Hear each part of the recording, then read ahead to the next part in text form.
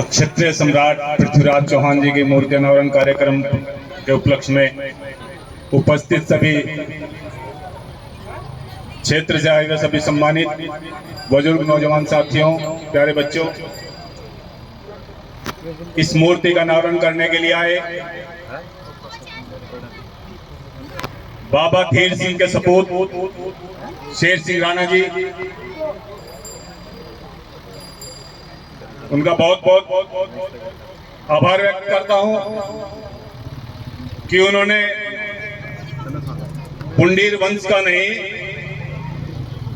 पृथ्वीराज चौहान के साथ बाबा धीर सिंह के क्या संबंध थे, उन्होंने अपना कर्तव्य कर वह भी जनाने का काम किया।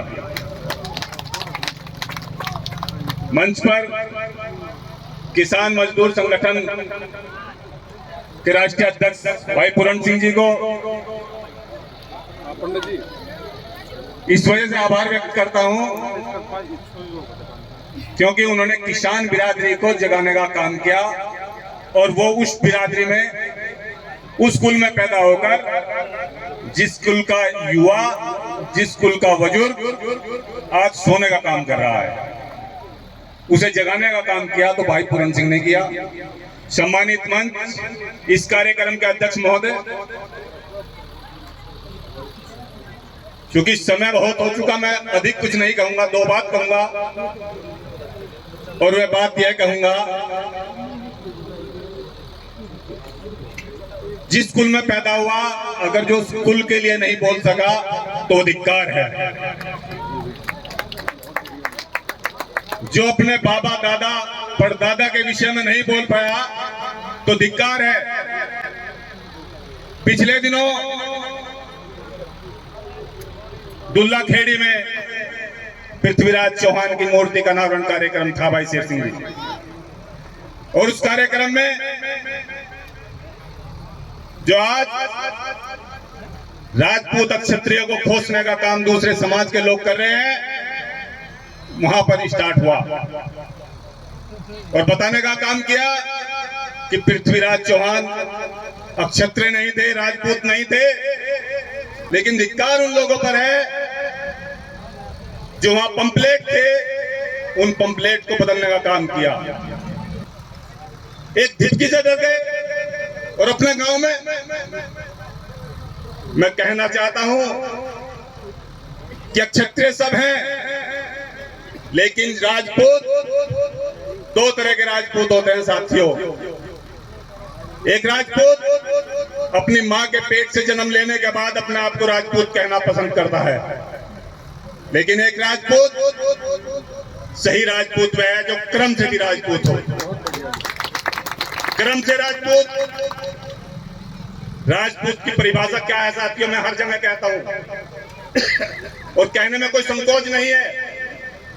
राजपूत रन की भेड़ी बजते ही जिसका रोंग रोंग फोराता हो, रन की भेड़ी बजते ही जिसका रोंग रोंग फोराता हो, और आसे आन पे मर मिटने का जो जंग में पाठ पढ़ाता हो, और जैसे जान पे अपने खेल खेल कर शत्रु पर छा जाता हो, और पैसे प्रण का पक्का होकर जो हंस हंस कर प्राण गवाता हो, और तैसे ताज व तख्त को भी ठुकरा दे जवान की खातिर, वह राजपूत कहलाता है। साथियों, महाराणा प्रताप हो, बाबा धीर सिंह हो, पृथ्वीराज चौहान जी हो, उन्होंने देश के लिए अपना बलिदान दिया है, अपनी कुर्बानी दी है, इतिहास लिखने का काम किया है। अगर जो पैसा कमाने का काम करते, सल्तनत जोड़ने का काम करते, तो शायद आज पृथ्वीराज चौहान की मूर्ति का अनावरण ना होता, आज महाराणा प्रताप की मूर्ति का अनावरण ना होता कहीं, लेकिन उन्होंने घास की रोटी खाई, लेकिन गुलामियत बर्दाश्त नहीं की। साथियों, मैं युवा साथियों से कहना चाहूंगा, मेरे से पहले वक्ता कह रहे थे अंधभक्ति छोड़ दो साथियों। अगर जो अंधभक्ति छोड़ दोगे, दिमाग से सोचना शुरू कर दोगे, तो आपको कोई गुलाम बनाने वाला नहीं है। साथियों, पिछले दिनों से लगातार प्रकरण चल रहा है, कहीं महिर भोज के नाम पर चला, कहीं रानी पद्मावती के नाम पर चला, लेकिन क्या आज से हुआ, जहां भी जो सरकार रही उन सरकारों ने वादा किया कि यहाँ पिक्चर रिलीज नहीं होगी, लेकिन पिक्चर रिलीज हुई चुनाव के बाद हुई। पिक्चर रिलीज हुई वो चुनाव के बाद हुई। भाई पूरन सिंह कह रहे थे 75 वर्षों में हम अपनी पार्टी नहीं बना पाए। ये दुर्भाग्य की बात है। हाँ, ये दुर्भाग्य की बात है साथियों। पहले तो अपना वजूद कायम करना पड़ेगा। किसान आंदोलन चला, कितने राजपूत समाज के युवा, कितने राजपूत समाज के वर्ग, कितने राजपूत समाज के जो बड़े शिक्षित व्यक्ति हैं, कितनों ने समर्थन किया साथियों। नहीं, हमारे अंदर अंधभक्ति थी। गन्ना मूल्य आपको नहीं मिला, गन्ने का दाम नहीं मिला, नहीं बढ़ाया गया, भुगतान नहीं मिला, लेकिन हमारे अंदर अंधभक्ति थी। अगर जो आज प्रदेश सरकार का पुतला फूंक देंगे, केंद्र सरकार का पुतला फूंक देंगे, तो हम भारतीय जनता पार्टी के नहीं रहेंगे, क्योंकि 99% राजपूत भारतीय जनता पार्टी को सपोर्ट करता है। और सपोर्ट सिर्फ इस से करता है कि वो राष्ट्र हित की बात करती थी, इस वजह से सपोर्ट करता है। साथियों, सरकार कोई भी हो, प्रदेश के अंदर या केंद्र के अंदर, तब तक अपना हक हम लड़कर अपनी आवाज को मजबूत कर नहीं मांगेंगे तो कोई दूसरा हक देने वाला नहीं है। मेरा अनुरोध है, किसी को वोट दो, किसी का समर्थन करो, लेकिन अपने हक के लिए, अपनी कौम के हक के लिए। अगर जो किसान कौम है तो सबसे पहले हमारी किसान कौम भी है साथियों। राजपूत के साथ साथ हम किसान भी हैं। जब पूरे देश का भरण पोषण करते हैं तो हम किसान कौम है हमारी। जब किसानियत के लिए नहीं लड़े, उस पर अपने आवाज बुलंद नहीं की, तो हमारा दुर्भाग्य की बात है। जो समाज कभी बोलने की हिम्मत नहीं रखते थे, उन समाज के व्यक्ति तो इस प्रकार निखर कर आ रहे हैं, उनका संगठन इस प्रकार निखर कर आ रहा है। उन्होंने आपसे सीख लिया है लड़ना,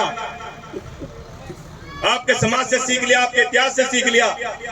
लेकिन एक क्षत्रिय समाज अपने इतिहास को, आज मूर्ति का अनावरण हुआ, बाबा पृथ्वीराज चौहान की मूर्ति रखी गई, अच्छे भाषण हुए, अच्छे सुने, अच्छे नारे लगाए और अपने घर चले गए। उनका आचरण, उनका व्यवहार अपने जीवन में नहीं उतारा। साथियों, एक पल्ले गांठ बांधनी पड़ेगी अपने आप को। जो समाज के अंदर पहले, अब कुप्रथा बता रहे हैं उसको, लेकिन पहले वो सही प्रथा थी, एक हुक्का पानी घेरने की प्रथा थी साथियों।